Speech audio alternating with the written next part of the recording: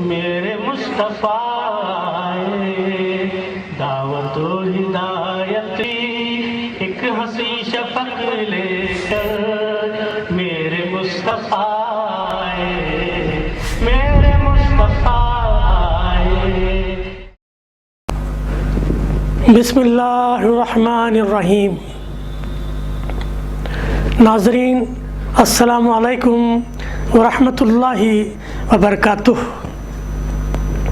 سیدھی بات T V channel کے ادبی پروگرام فکر و فن شعر و سخن میں آپ خیر مقدم ہے. میں ہوں عزیز بیلگامی اور آج ہم ہوا کے بیچ دیا جلانے والے شاعر ہدایت اللہ خان شمسی کی فکر و فن شعر و سخن کو لے کر حاضر خدمت ہے. محترم ہدایت اللہ شمسی نہ صرف شاعری فرماتے ہیں بلکہ سماجی کاموں میں بھی پیش رہتے ہیں.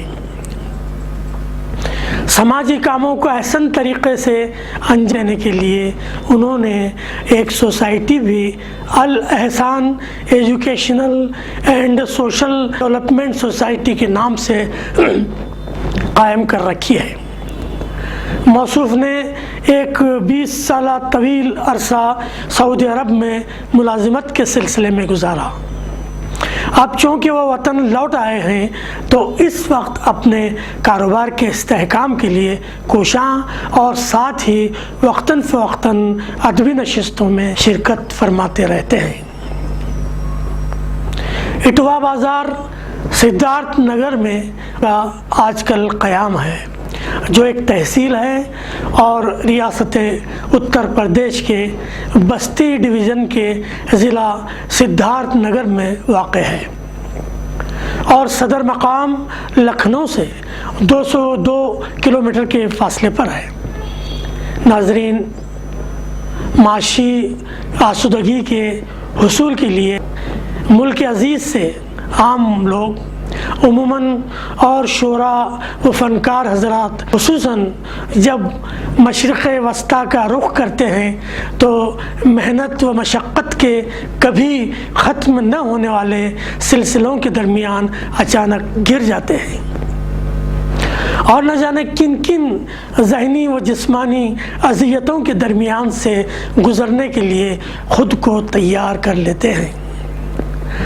شعر و سخن تو در خود اپنی ذات کو بچا لے جانا ہی ان کے لیے بڑا مسئلہ بن جاتا ہے.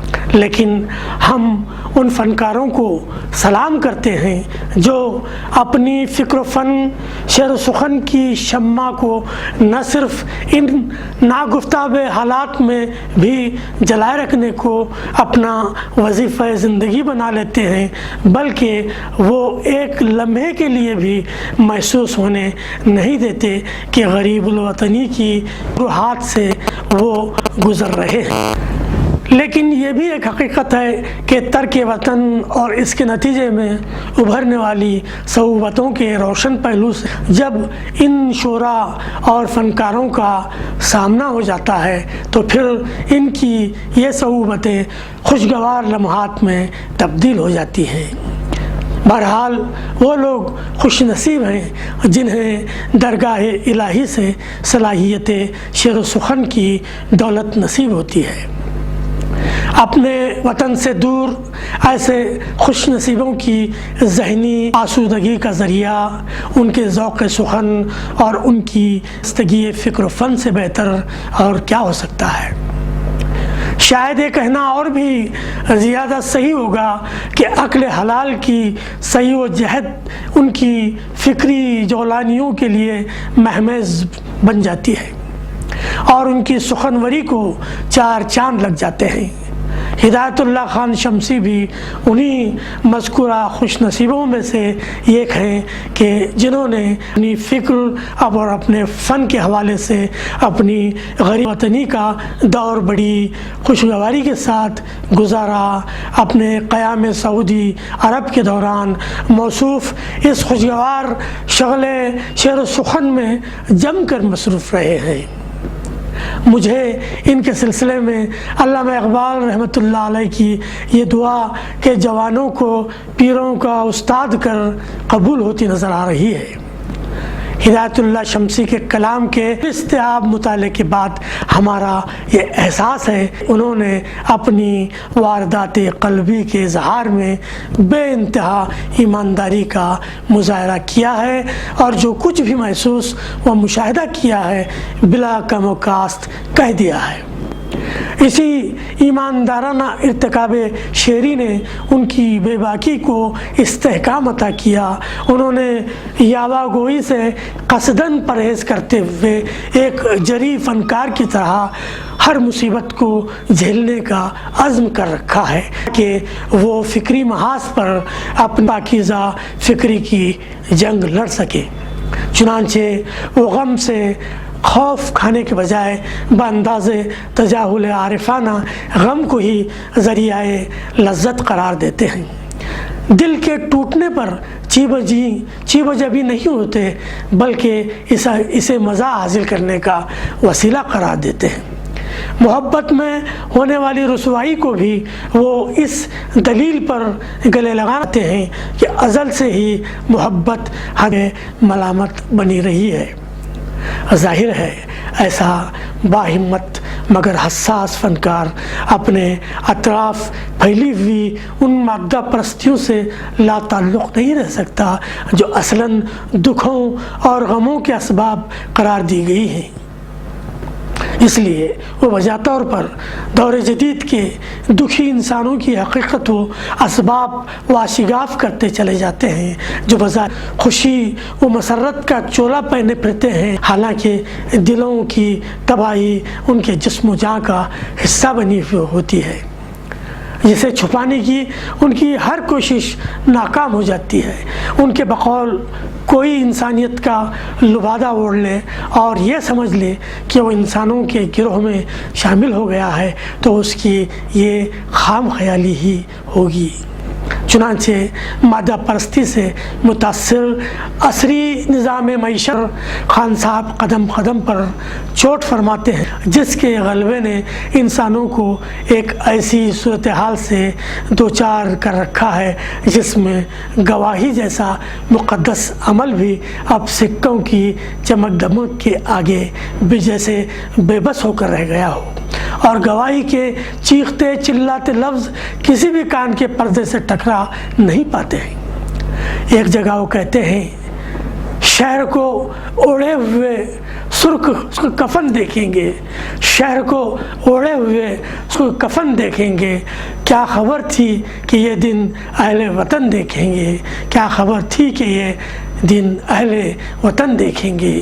ایک زمانہ تھا جب انقلاب کو سرخ کہنے والے اور سننے والے خوب سمجھتے تھے کہ اشارہ کس جانب ہے، یعنی اشتراکی انقلاب نے سرمایہ دارانہ نظام کو ناکام بنانے کے لیے انسانوں کے ایک بڑے طبقے کو سبز باغ دکھائے تھے، لیکن نتائج جو دنیا کے وہ سب کے سامنے ہیں۔ لیکن اس شعر میں سرخی کے مذکورہ پس منظر کو پس منظر میں بھیج کر سرخی کا عصری انطباق پیش کر کے خان صاحب نے کمال کر دیا ہے۔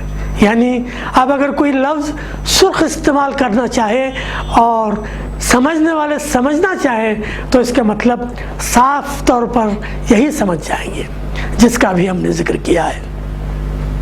مطلب یہ ہے کہ ناظرین ہمارے شہر اب انقلاب کی سرخی نہیں اوڑھتے بلکہ یہ سرخی مقتول انسانوں کے خون کی سرخی ہوتی ہے جو آج کل پانی کی طرح بہایا جا رہا ہے۔ مرحوم حفیظ میرٹھی صاحب نے ایک شعر میں اس کا حوالہ بڑے ہی خوبصورت انداز میں دیا ہے۔ انہوں نے فرمایا ہے کہ خون اس دور گرانی میں بہت سستا ہے، خون اس دور گرانی میں بہت سستا ہے، رات ایک گاؤں میں پھر قتل ہوا پانی پر، رات ایک گاؤں میں قتل ہوا پانی پر۔ ناظرین المیہ تو یہ ہے کہ جس کا خون بہایا جا رہا ہے اسے بھی خبر نہیں کہ اس کا خون کیوں بہایا جا رہا ہے، اور اسے بھی خبر نہیں جو خون بہا رہا ہے۔ خان صاحب جب یہ کہیں کہ انسان کا خون بہا کر سرخ رنگ کا کفن شہروں کو پہنا رہے ہیں تو غلط کہاں کہتے ہیں؟ سبحان اللہ۔ علامہ اقبال نے کہا تھا کہ وائے ناکامی متائے کارواں جاتا رہا، وائے ناکامی متائے کارواں جاتا رہا، کارواں کے دل سے احساس زیاں جاتا رہا۔ یوں محسوس ہوتا ہے جیسے خان صاحب نے فکر اقبال کی راہ اپنے سخن کے لیے چن لی ہے، اور یہ شعر اس حقیقت کا آئینہ دار بن گیا ہے۔ لہذا ہو تباہی کے نشاں تک بھی نہیں ملتے ان آنکھوں میں، تباہی کے نشاں تک بھی نہیں ملتے ان آنکھوں میں، یہ وہ دریا ہے جس میں کوئی بھی طوفان نہیں ہوتا، یہ وہ دریا ہے جس میں کوئی بھی طوفان نہیں ہوتا۔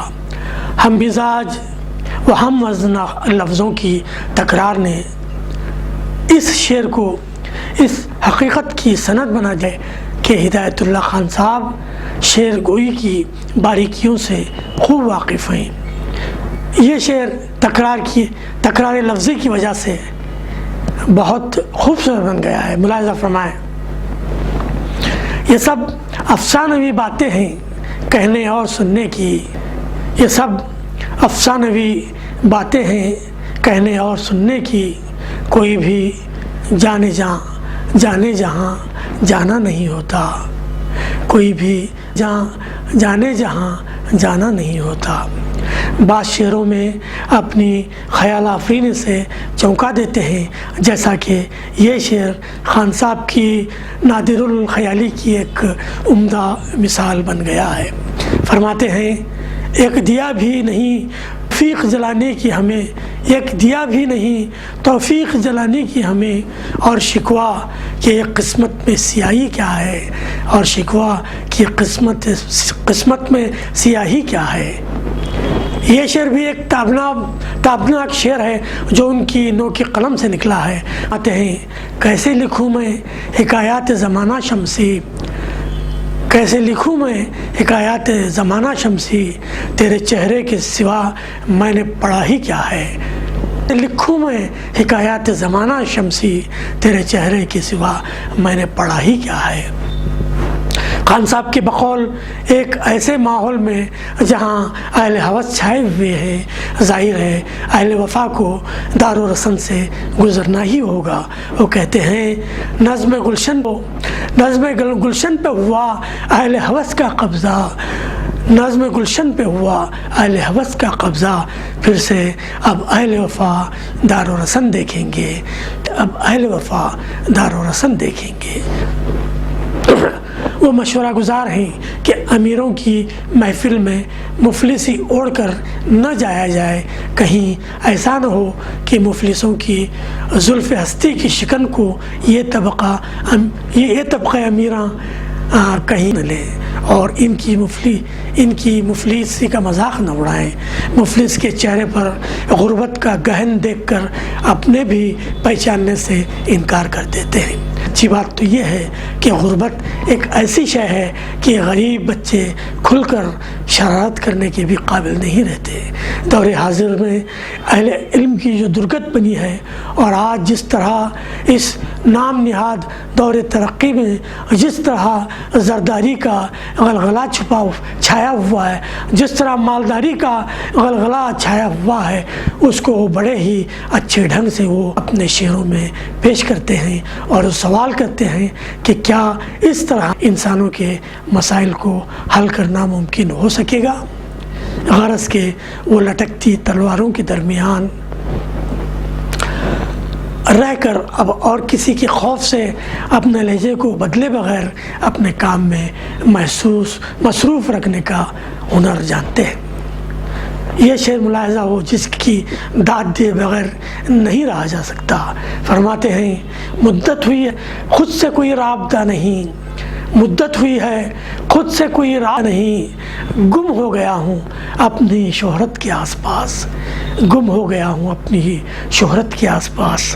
ہمارا بھی ایک شعر سن لیجئے، اسی قبیل کا شعر ہے: بھیڑ کی تنہائیاں ویسے بھی تو کچھ کم نہ تھیں، بھیڑ کی تنہائیاں ویسے بھی تو کچھ کم نہ تھیں، میری شہرت نے مجھے کچھ اور تنہا کر دیا، میری شہرت نے مجھے کچھ اور تنہا کر دیا۔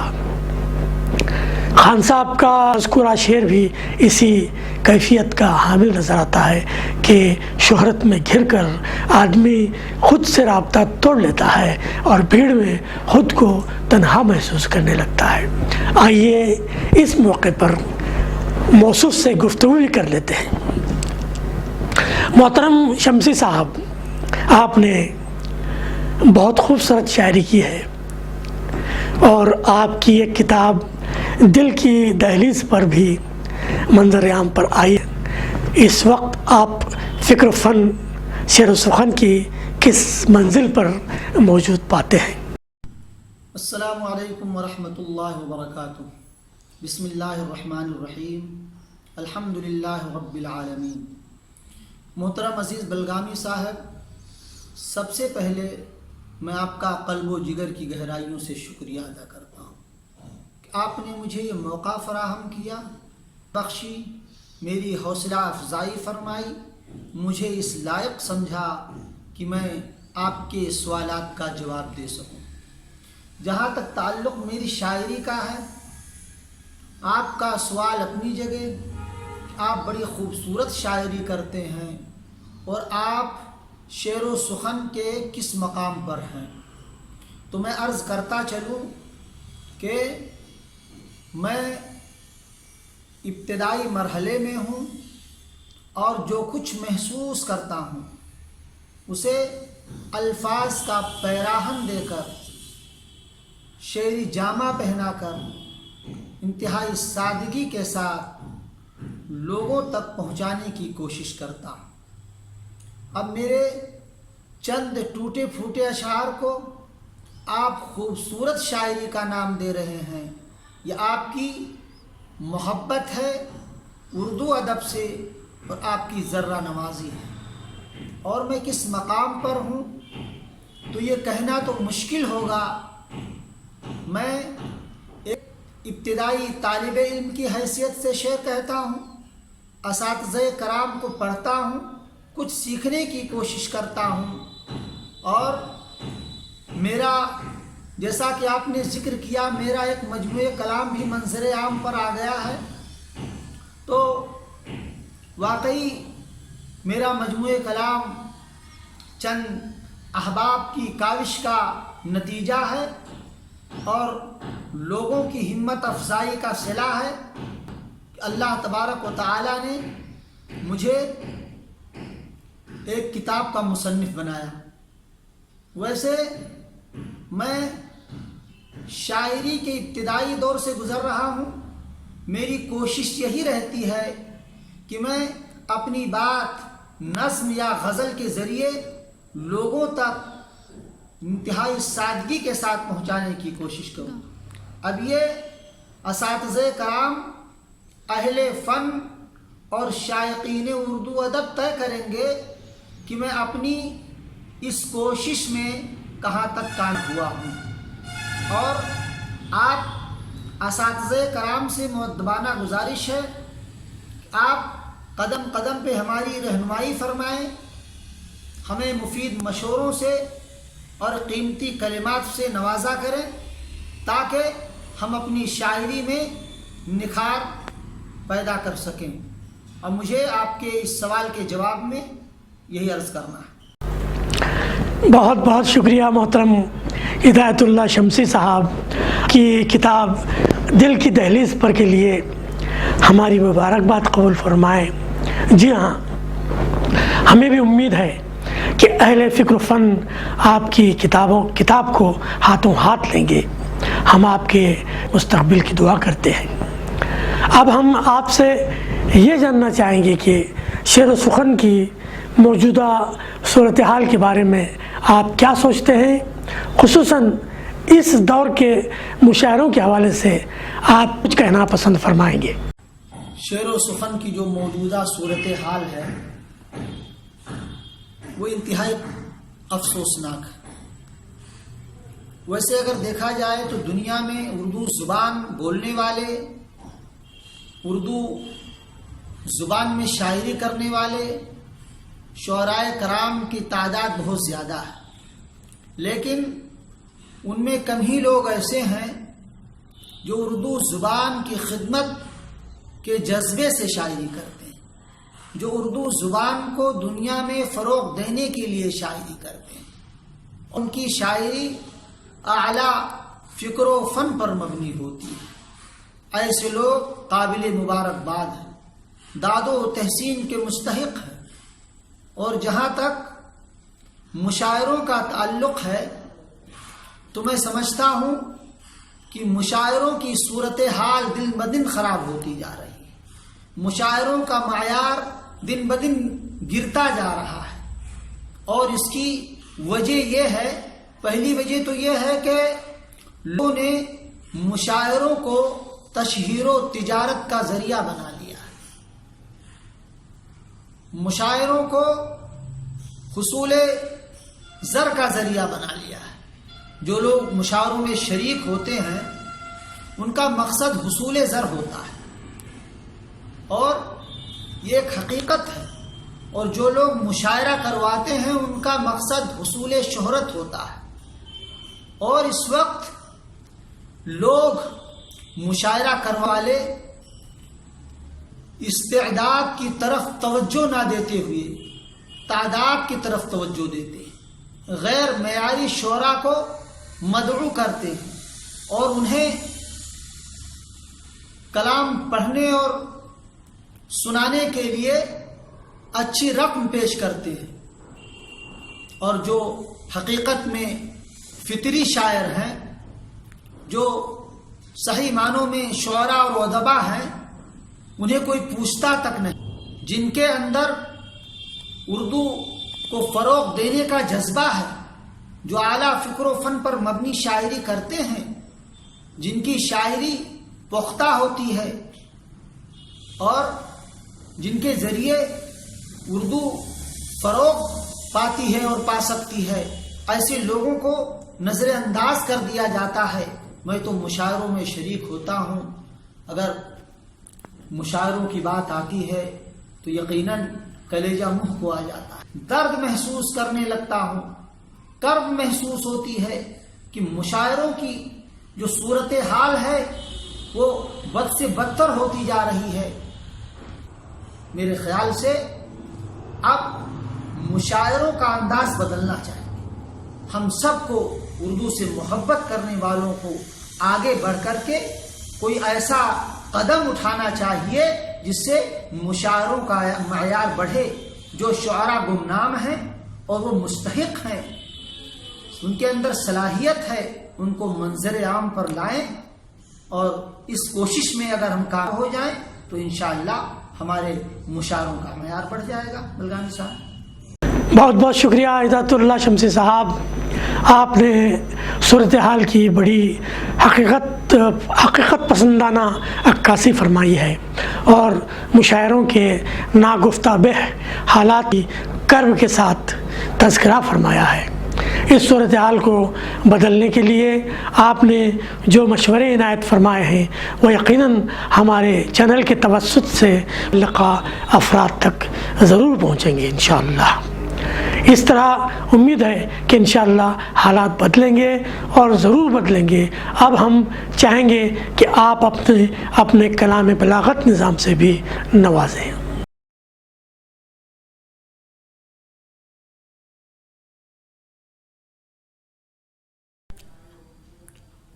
آپ کا حکم سر آنکھوں پر بلگامی صاحب، مجھے کچھ اشعار یاد آ رہے ہیں، میں حاضر خدمت رہا ہوں۔ شعر یوں ہے کہ تمہاری دید ضروری ہے زندگی کے لیے، تمہاری دید ضروری ہے زندگی کے لیے، چلے بھی آؤ کسی روز دو گھڑی کے لیے، چلے بھی آؤ کسی روز دو گھڑی کے لیے، اور شعر دیکھیں کہ یہ اور بات چراغوں سے دشمنی ہے انہیں، یہ اور بات چراغوں سے دشمنی ہے انہیں، تڑپ رہے ہیں اندھیرے بھی روشنی کے لیے، تڑپ رہے ہیں اندھیرے بھی روشنی کے لیے۔ اور شعر عرض ہے کہ جو دشمنی کے بھی لائق نہیں رہے شمسی، جو دشمنی کے بھی لائق نہیں رہے شمسی، بڑھا رہے ہیں وہی ہاتھ دوستی کے لیے۔ اور غزل کا ایک مطلع اور چند اشعار پیش خدمت ہے کہ مجھ کو دشمن سے نہیں یار سے ڈر لگتا ہے، مجھ کو دشمن سے نہیں یار سے ڈر لگتا ہے، مصلحت پہنے ہوئے پیار سے ڈر لگتا ہے، اور تجھ سے ملنے کی طلب مجھ کو بہت ہے، لیکن تجھ سے ملنے کی طلب مجھ کو بہت ہے، لیکن تیرے وعدے تیرے اقرار سے ڈر لگتا ہے۔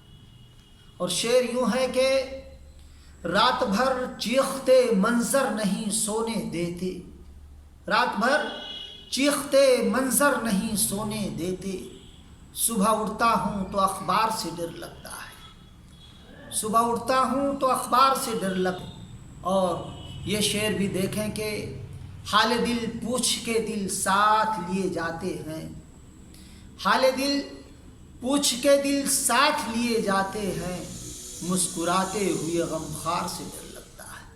اور مقطع حاضر خدمت ہے کہ ہو گئے بھائی میرے قد کے برابر شمسی، ہو گئے بھائی میرے قد کے برابر شمسی، گھر میں بٹوارے کی دیوار سے ڈر لگتا ہے، گھر میں بٹوارے کی دیوار سے ڈر لگتا ہے۔ اور چند اشعار کہ ہوا میں خاک اڑی کیا غرور تو دیکھو، ہوا میں خاک اڑی کیا غرور تو دیکھو، زمین لگانے لگی آسمان کی قیمت، اور کسی غریب کے اشکوں سے جنگ مت کرنا، کسی غریب کے اشکوں سے جنگ مت کرنا، تمہیں پتہ نہیں آہو فغاں کی قیمت۔ اور آخری شعر قلت وقت کی وجہ سے میں آخری شعر پیش کر رہا ہوں کہ جو جشن شوق ہوا تھا میری حویلی میں، جو جشن شوق ہوا تھا میری حویلی میں، چکا رہا ہوں اسی آن بان کی قیمت۔ ملگانی صاحب میں آپ کا انتہائی مشکور ہوں، اور ناظرین کرام کا بھی تہہ دل سے شکریہ ادا کرتا ہوں کہ مجھے برداشت کیا۔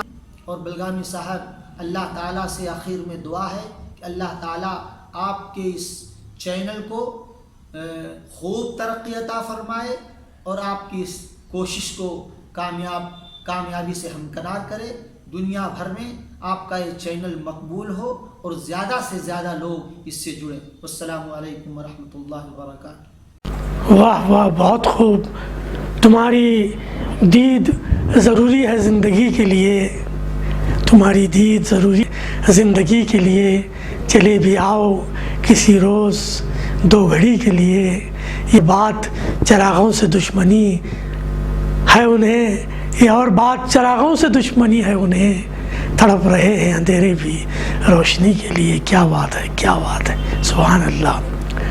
آپ کا یہ شعر بھی بہت پسند آیا کہ مجھ کو دشمن سے نہیں یار سے ڈر لگتا ہے، مجھ کو دشمن سے نہیں یار سے ڈر لگتا ہے، مصلحت پہنے پیار سے ڈر لگتا ہے۔ کیا کہنے، کیا کہنے، رات بھر چیختے منظر نہیں دیتے، رات بھر چیختے منظر نہیں سونے دیتے، صبح اٹھتا ہوں تو اخبار سے ڈر لگتا ہے، صبح اٹھتا ہوں تو اخبار سے ڈر لگتا ہے۔ کیا کہنے، واہ واہ۔ محترم شمسی صاحب، آپ کی دعاؤں کا بے حد شکریہ۔ محترم، آمین ثم آمین۔ اس خوبصورت کلام کے لیے میں جانب سے، اپنے چینل کی جانب سے اور ہمارے باذوق ناظرین کی جانب سے، فکر و فن شعر و سخن کی جانب سے آپ کا شکریہ ادا کرتا ہوں کہ نہ صرف آپ نے فکر و فن شعر و سخن کے لیے وقت نکالا، بلکہ اپنے کلام سے بھی ہمیں سرفراز فرمایا۔ ناظرین، یہ تھے ہوا کے بیچ اپنے ہنر کا دیا جلانے والا ملت کا وفاشار شاعر جناب ہدایت اللہ خان شمسی۔ دعا ہے کہ اللہ تعالیٰ ان کی کاوش بیش بہا یعنی دلخیز کو اردو دنیا میں مقبولیت عطا فرمائے اور دنیا ادب ان کی بے باک شاعری کے خیر مقدم کو آگے بڑھے اور ان کی کتاب کو ہاتھوں ہاتھ لے، آمین۔ ہم کسی اور شخصیت کی ادبی کاوشوں کے تذکرے کے ساتھ حاضر ہوتے ہیں۔ اب عزیز بلگامی کو اجازت دیں۔ والسلام علیکم ورحمۃ اللہ وبرکاتہ۔